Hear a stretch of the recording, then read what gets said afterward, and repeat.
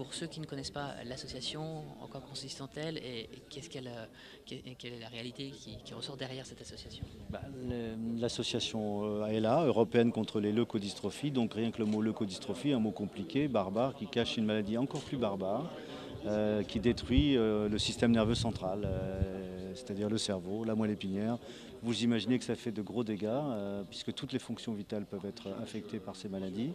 Ce sont des maladies d'origine génétique qu'on ne sait pas encore vraiment soigner aujourd'hui, même s'il y a eu quand même énormément de progrès en 20 ans, puisque l'association est là à 20 ans, qu'elle a financé pendant ces 20 dernières années la recherche à bout de bras, non seulement en France, mais un peu partout dans le monde. Combien d'enfants sont touchés en France par cette maladie? Alors, on ne connaît pas exactement le nombre d'enfants touchés parce que le recensement est très mal fait et que souvent ces enfants décèdent assez rapidement.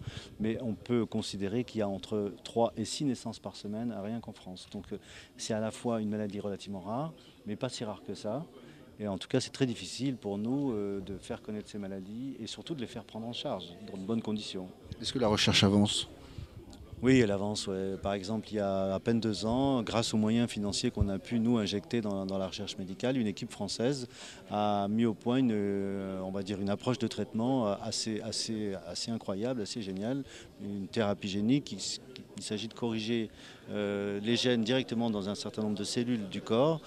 Pour ça, on utilise un vecteur qui n'est pas banal, puisque c'est le vecteur du virus du sida qui a été désactivé. On va envoyer une approche quand même assez exceptionnelle. Il y a 4 enfants de l'association qui ont déjà été traités aujourd'hui. Ils étaient condamnés par la médecine. Aujourd'hui, ils vont plutôt bien et c'est grâce à ce nouveau traitement. Donc c'est une première approche assez extraordinaire. Et ce qu'il y a de plus extraordinaire encore, c'est que ce type de traitement peut évidemment peut-être corriger, on l'espère, les leucodystrophies, mais surtout peut être appliqué sur des maladies beaucoup plus fréquentes. Et ça tord un peu le cou à une idée reçue que bon, les maladies rares, finalement, il n'y a pas de débouché, à quoi ça sert d'injecter des fonds, parce que certains font ce genre de calcul.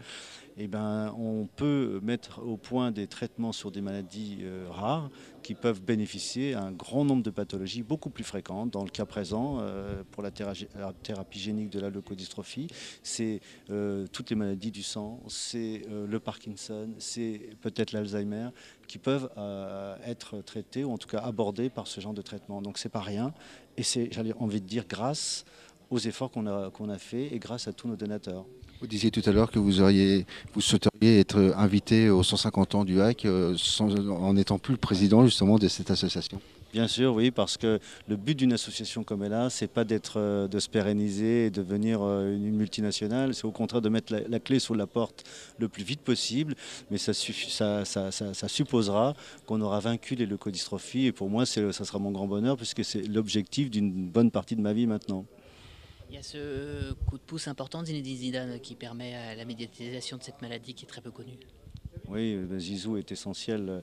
Il nous a fait la rencontre avec Zizou date des années 2000. Donc, ça fait donc 12 ans qu'il est à nos côtés. Il nous a fait gagner des années et des années de combat grâce à sa présence, sa fidélité, hein, parce que 12 ans, c'est pas rien. Il est toujours là. Et puis, il nous emmène avec lui quelque part. Il nous porte. Il nous donne une visibilité incroyable. Et c'est assez génial pour une association comme la nôtre parce que quelque part dans notre malheur, on a eu quand même cette chance d'être soutenu par des joueurs d'exception, mais pas seulement un joueur d'exception. Bon, Zizou, tout le monde est d'accord pour dire que c'est un super joueur, un grand joueur, mais c'est aussi un homme d'une classe exceptionnelle. Donc pour moi, c'est d'abord ça que je retiens et c'est ça qui fait qu'aujourd'hui, Ella a grandi à ses côtés. Vous êtes associé aux 140 ans du HAC. Oui, ça aussi, c'est incroyable. Alors, 140 ans, c'est énorme, quoi. Je veux dire, nous, Ella a 20 ans cette année, vous voyez, donc on est un bébé, quoi, à côté du HAC. Et ça fait du bien d'être porté par un club. On sent bien qu'il y a une histoire, qu'il y a des racines, qu'il y a une culture. Les 2 présidents que j'ai côtoyés, donc le président actuel, le président Nouvel, on voit bien qu'il est dans cette veine de respect à la fois des traditions des anciens.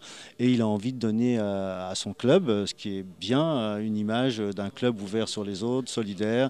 C'est ce qu'il fait avec nous et pour nous, ça nous va bien parce qu'on a besoin de ces soutiens-là, on a besoin de cette énergie-là et c'est pas rien. On n'est pas juste invité, on est vraiment soutenu là dans ce qui va se passer le 9 septembre prochain. L'association est là, va être vraiment mise au cœur et va être vraiment bien soutenue.